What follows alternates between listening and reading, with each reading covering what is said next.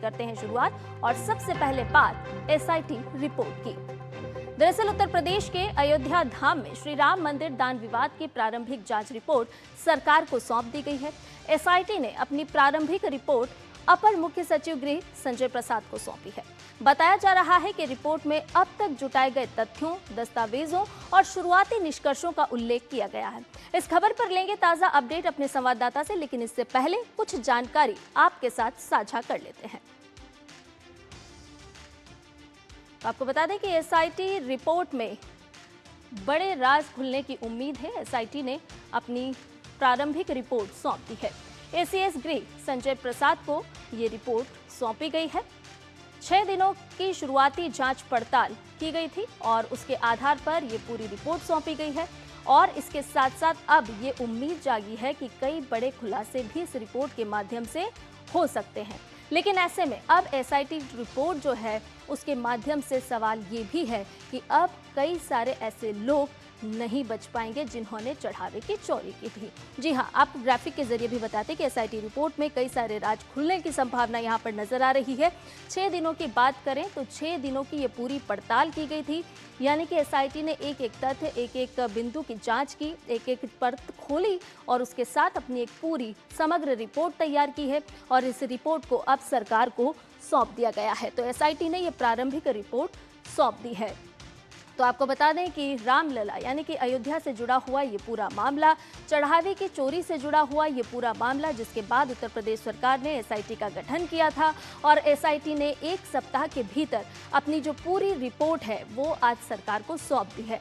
अब ये कहा जा रहा है कि एसआईटी ने जो अपनी रिपोर्ट सौंपी है, इस रिपोर्ट के माध्यम से कई सारे बड़े खुलासे होने की उम्मीद हो रही है। दृश्य भी आपको दिखा रहे हैं क्योंकि सरकार को आज एसआईटी रिपोर्ट सौंपी गई है। तो ये दृश्य है।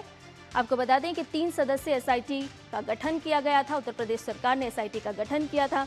इस एसआईटी टीम ने हर एक तथ्यों की, हर एक बिंदु की बारीकी से जांच की और उसके बाद एक रिपोर्ट तैयार की और उस रिपोर्ट को आज सरकार को सौंप दिया गया है। बंद लिफाफे में ये रिपोर्ट सौंपी गई है और अब उम्मीद की जा रही है कि ये जो रिपोर्ट सौंपी गई है, इसके बाद हो सकता है कि कई बड़े खुलासे एसआईटी की इस रिपोर्ट में हों। तो दृश्य भी आपके साथ साझा कर रहे हैं।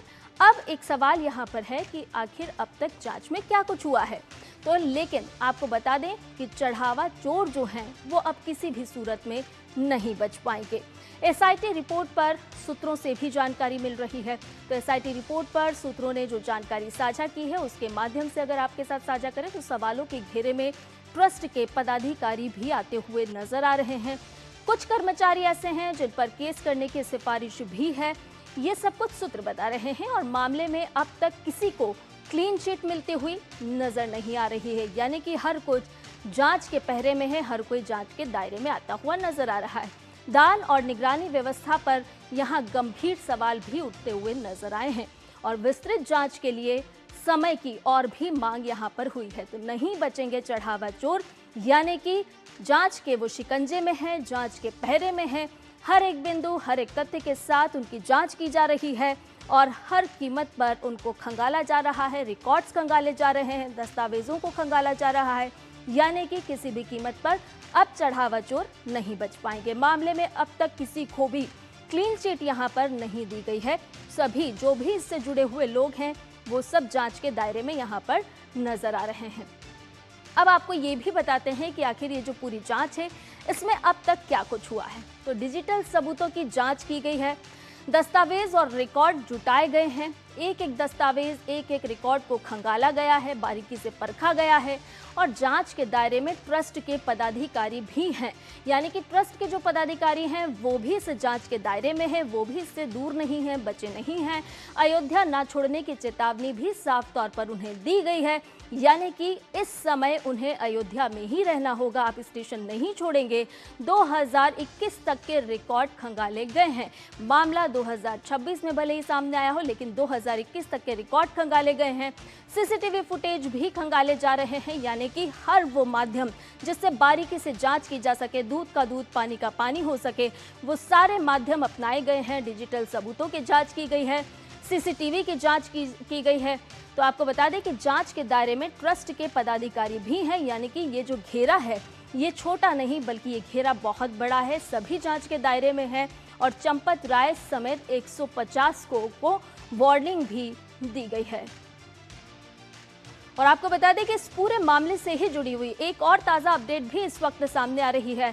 वो ताज़ा खबर भी आपके साथ हम साझा कर लेते हैं। जी हां, अयोध्या से ही जुड़ी हुई ये बड़ी खबर, राम मंदिर चढ़ावा मामले से जुड़ी हुई इस वक्त की ये बड़ी खबर आ रही है, जहां पर एसआईटी ने सरकार को प्रारंभिक जांच रिपोर्ट सौंप दी है।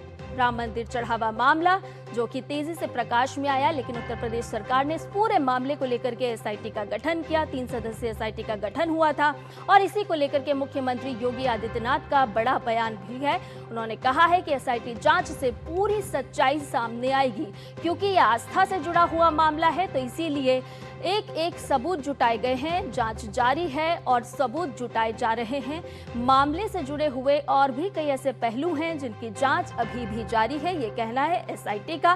तो राम मंदिर चढ़ावा मामले को लेकर के आपको बता दें कि एसआईटी ने अपनी प्रारंभिक जांच रिपोर्ट सौंप दी है और उसके बाद मुख्यमंत्री योगी आदित्यनाथ का बयान भी सामने आया है। उन्होंने भी कहा है कि ये जांच हर एक पहलू के साथ आगे बढ़ाई जा रही है। और इस पूरी खबर पर ताजा अपडेट ले लेते हैं, हमारे साथ हमारे सहयोगी संवाददाता विकास सिंह जुड़ गए हैं। विकास, एसआईटी ने अपनी प्रारंभिक जांच रिपोर्ट सौंप दी है, लेकिन अब अगर हम आगे की कार्रवाई को समझना चाहें तो किस तरह से अभी आगे की कार्रवाई बढ़ेगी, क्योंकि ये अभी शुरुआती रिपोर्ट है, प्रारंभिक रिपोर्ट है। देखिए, ये प्रारंभिक रिपोर्ट है और ये अत्यंत महत्वपूर्ण है।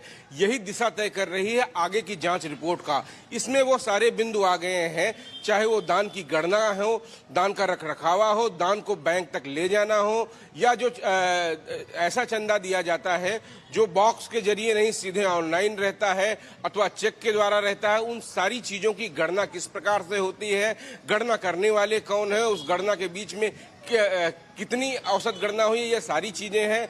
और इस पूरे मामले से तमाम जुड़े सारे तथ्यों को एसआईटी ने अयोध्या जाकर 6 दिन वहां पर गहनता से जांच की और एक लंबी पूछताछ की।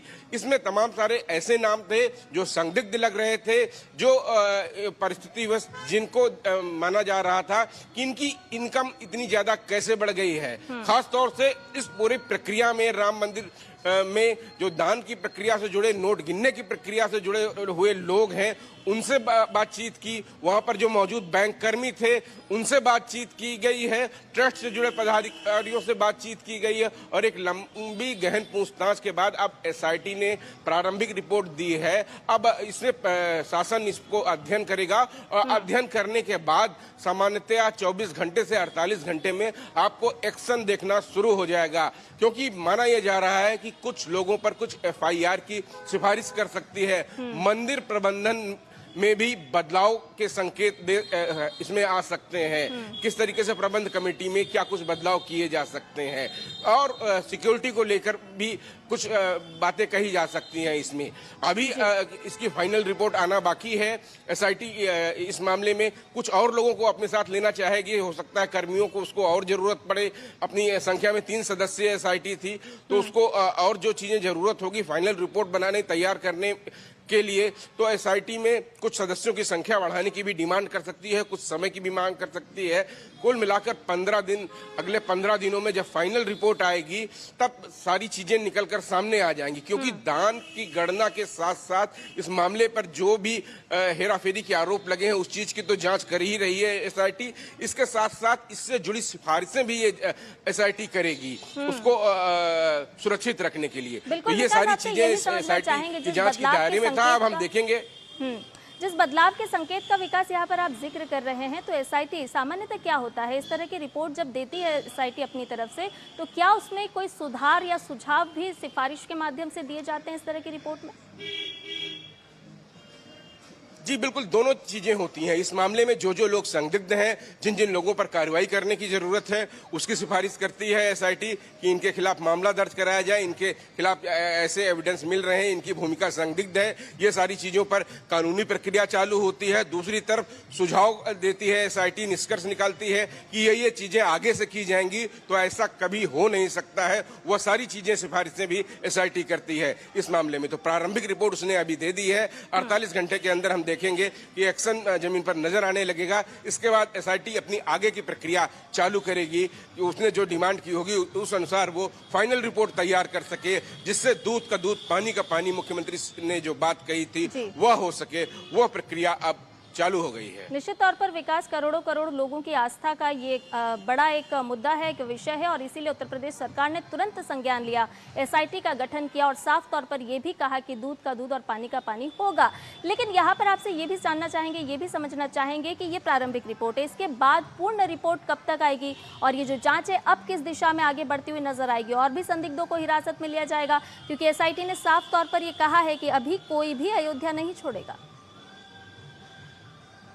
जी बिल्कुल, एसआईटी ने ये कहा है। अपनी जांच के बाद वहां पर जब 6 दिन की जांच पूरी करने के बाद लखनऊ लौटी थी तो इस संबंध में जितने व्यक्ति इससे जुड़े हुए थे उनको ये निर्देश दिए गए थे कि आप अयोध्या नहीं छोड़ सकते हैं बिना किसी अनुमति के, आपको अयोध्या में ही रहना होगा। अब चूंकि आज प्रारंभिक रिपोर्ट सौंप दी है, इसके बाद अब ये जो प्राथमिक चीजें होती हैं तय हो गया है कि अब जांच को किस दिशा में आगे ले जाना है, उस संदर्भ में अब एसआईटी जाएगी और अपनी आगे की प्रक्रिया पूरी करेगी। साथ साथ अगर जिन जिन लोगों के खिलाफ कानूनी पहलू से कार्रवाई करवाने की बात कहेगी, कुछ एफआईआर दर्ज करवाने की बात कहेगी, कुछ लोगों को वहां से हटाने की बात कहेगी, जिन लोगों को वहां नियुक्त किया गया है कुछ नए लोगों की नियुक्ति करने की बात कह सकती है। साथ साथ प्रबंध कमेटी में किस तरीके के बदलाव किए जा सकते हैं इस चीज की सिफारिश कर सकती है।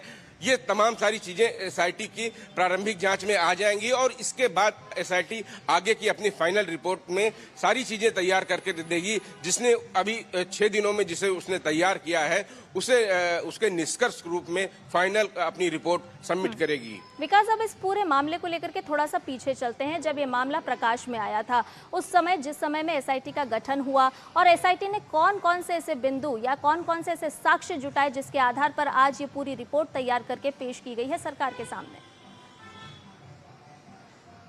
देखिए, इस एसआईटी में सबसे पहला जो आरोप लगा था कि दान की राशि में 200 करोड़ की हेराफेरी के आरोप लगे थे। उसके बाद ट्रस्ट के द्वारा सरकार से अनुरोध किया गया कि आप इस पूरे मामले पर इसकी जांच करवाइए। सीएम योगी के निर्देश पर 3 सदस्यीय एसआईटी गठित की जाती है। एसआईटी वहां पहुंचती है। एसआईटी वहां जो ट्रस्ट से जुड़े लोग हैं उनकी भूमिका देखती है कि उनकी क्या भूमिका है, उनके क्या काम है, उनका क्या दायरा है, उनसे अलग अलग बातचीत होती है। उसके बाद दान का जो पैसा आता है, चंदा का जो पैसा आता है, उसका कलेक्शन किस प्रकार से किया जाता है, कैसे रखरखाव किया जाता है, कौन कौन लोग उसमें काम करते हैं, कितनी शिफ्टों में कितने कर्मी काम करते हैं, इसके साथ में जो मंदिर प्रबंधन से जुड़े हुए लोग हैं और इसके साथ साथ जो वहाँ बैंक कर्मी लगाए गए हुए हैं वो किस तरीके से उसकी निगरानी में क्या उनकी प्रक्रिया है, इस प्रक्रिया में कोई कमी रहती है, इसको देखरेख कैसे की जाती है, क्या ये पूरी प्रक्रिया सीसीटीवी कैमरे के सामने की जाती है या नहीं की जाती है, उस समय के सारे सीसीटीवी कैमरे की फुटेज उपलब्ध है या नहीं उपलब्ध है, ये सारे एविडेंस इकट्ठा किए हैं एसआईटी ने और इसी के आधार पर उसने अपनी रिपोर्ट तैयार की है। इसके बाद प्रारंभिक रिपोर्ट देने के बाद वो अपनी फाइनल रिपोर्ट देगी, क्योंकि इस मामले में लोगों से तमाम सारे सवाल किए गए, उनसे उनके कार्यों से जुड़े हुए, उनके दान से जुड़े हुए, जो चंदे से जुड़े हुए जो सारे कार्य हैं उन सभी कार्यों की बातचीत की गई। खास तौर से प्रबंध कमेटी में किसकी कैसे नियुक्ति हुई है, ये सारी प्रक्रियाएं अलग अलग लोगों से पूछी गई। किसकी क्या जिम्मेदारी है, वो जिम्मेदारी का निर्वहन कैसे करता है और क्या उसकी कोई मॉनिटरिंग होती है इस कार्य की, ये सारी चीजें की गई हैं कि हर चीज में पारदर्शिता थी कि नहीं थी।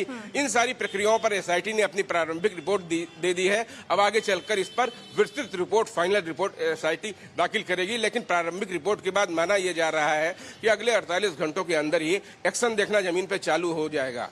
इसके साथ साथ वरिष्ठ अधिकारियों का यहाँ पर जिक्र अगर हम करना चाहे विकास, तो वरिष्ठ अधिकारियों को भी सीईओ बनाने की कोई जिम्मेदारी या फिर कोई और बड़ी जिम्मेदारी देने की बात सामने आ रही है क्या?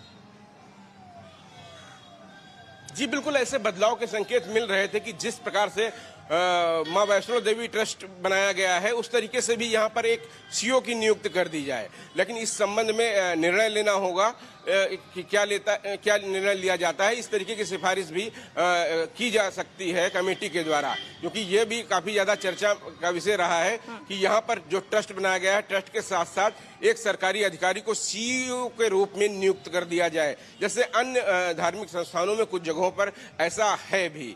तो यहाँ भी अपनी एसआईटी अपनी रिपोर्ट में ऐसी सिफारिश कर सकती है। चलिए, बहुत बहुत धन्यवाद विकास, तमाम जानकारी और अपडेट हमसे साझा करने के लिए।